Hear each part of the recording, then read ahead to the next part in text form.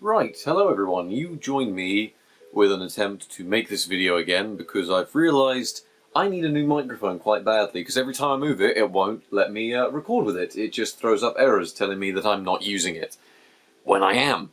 But you join me at the Windows XP installation stage, again, for Service Pack 3, and this is because I need to install this operating system. And I just figured I would walk you guys through what's arrived for the channel, exciting things that have cost me money, and where we are with this video, which has been delayed by a week because it's taken me so long.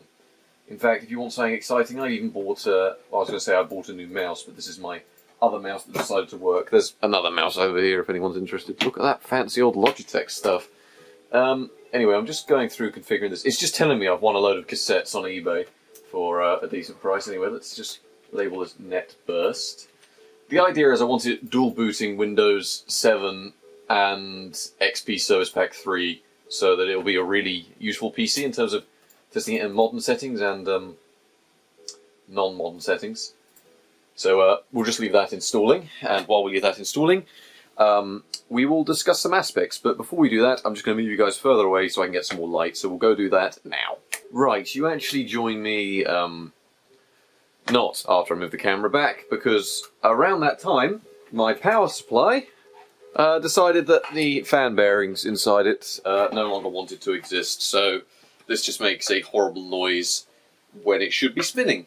And I will fix that at some point. I mean, I've got some spare power supply fans that I got off some less than stellar units that actually had nice fans on, so yeah, we'll save this power supply. It just meant that I had to tear down my entire working setup to change the power supply, because it was working, it was running, but it was far too noisy to actually record any audio, so it was, one, driving me insane, and two, causing me trouble.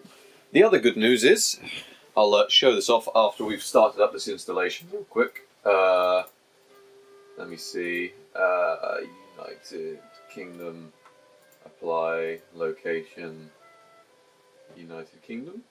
There we are. Yeah, we're back to the next day of this little plot twist. Didn't work the first time.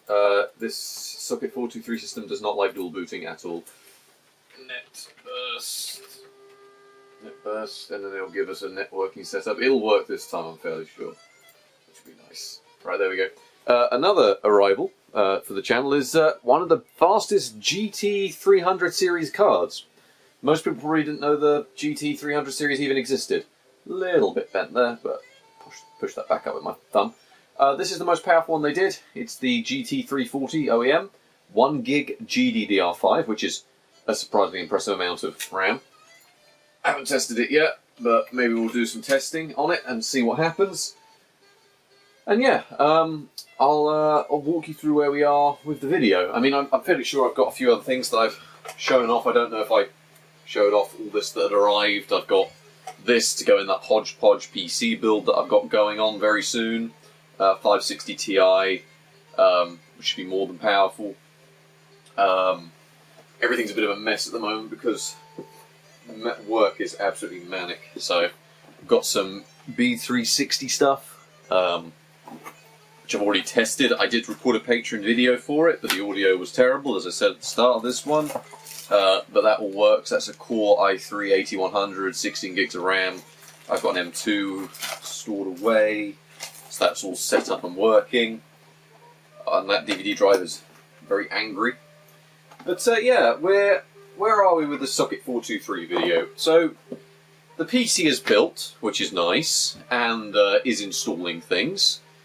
And I've got away with installing all the extra cards and all this that I originally showed had arrived, but there's no point in me showing it all to you now because you've got the Matrox card, Intex USB, a wireless card, which was fun. Internet Explorer 6 worked with that on XP with no service packs. But the reason we've abandoned XP with no service packs is because it's terrible. It is a buggy mess and does not like to work. And I think a lot of people have forgotten that. And then you've also got a Sound Blaster, which is where one of my issues was with the XP Service Pack 1 install, is that should work fine on XP. it doesn't. It has this major issue where accelerated applications don't want to work, but it will still enable the MIDI outputs for some reason, or MIDI processing.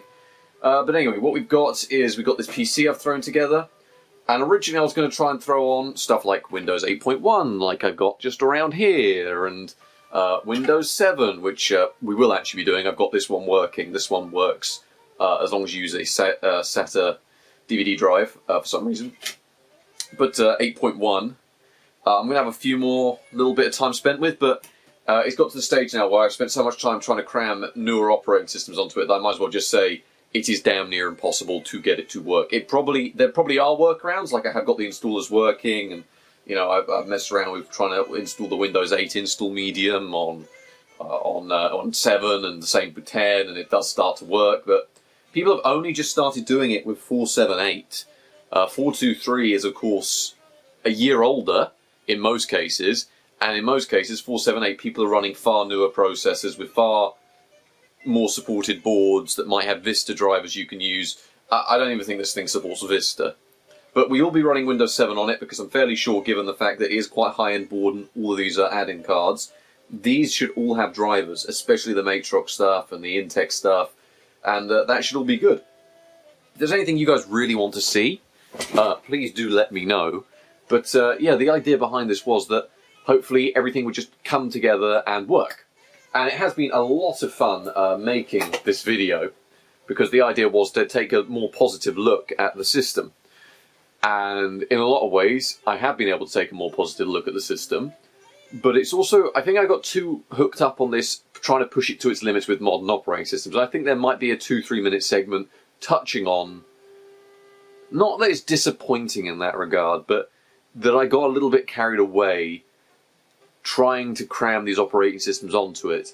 And it was fun, and I will delve into it, because Windows 7 on essentially 20-year-old hardware is still quite impressive, I think. You know, that's nice to see, especially given that you don't often see about it. And Windows 7 works surprisingly well on it, and I will be touching on that. The idea is to have an XP, Service Pack 3, and Windows 7 dual boots.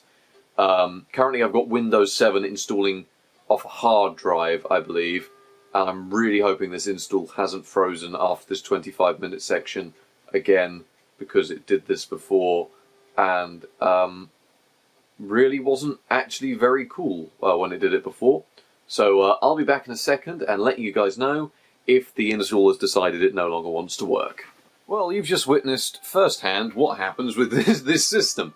It has been amazing to use, but yeah, it decided for some reason it didn't want to install on this IDE channel. It wasn't happy, so it's decided it wanted to completely install on its own IDE channel, which is fair enough. I mean, to be fair, you know, the fact I'm using an SSD, you probably leap to that as the conclusion, but as I've got down here, I do test with the Matrox drive beforehand, which is a good test device because it's period accurate, it's slow, which is not that slow, but it's just period accurate and easy to use, so that's the one I leap to use for testing. And yeah, hopefully we'll have Windows XP Service Pack 3 on here, which should be a lot less buggy. We'll install some stuff and go from there. But yeah, this should give you a rough idea of what the style of the video is going to be. It's going to be focused on the building, the parts, how cool this system is. I mean, look at it. It looks amazing.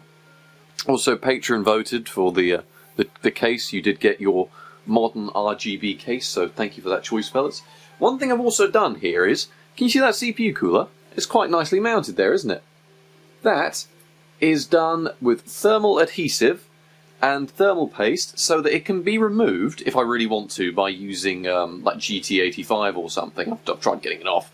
But it's got the advantage of I don't have to worry about finding a socket 423 cooler, which would set me back about 30 to 40 quid. So I'm still using that StarTech one, but it's fully secured with thermal adhesive, and it does not get hot. It gets up to about 39, 41 degrees, running with a resistor put in. I put in a resistor along this piece here. You can see where it connects and goes down. Along here, it's got a resistor in it, which slows down the fan speed to the stage where you literally cannot hear it. I say this over an incredibly noisy DVD drive, and the Matrox card, which is incredibly noisy as it is. Anyway, thank you very much for watching, fellas. I will give you another update sooner to the video's release date, or you guys will have a preview to all of this video. But let me know what you think, and thank you very much for your support. I will have plenty more updates arriving about some of the other parts, like the GTX 300 and the Hodgepodge PC build we're going to be doing before Christmas. Probably Hodgepodge PC next week, because I prefer for it to go out around Christmas. No idea what's going on with my voice today. It's a complete and utter mess. It's probably because it's been a very busy day. I've actually got a black coffee here, which I need while I'm working on these videos. So, thank you very much for watching, and I will catch you guys in the next one. Goodbye.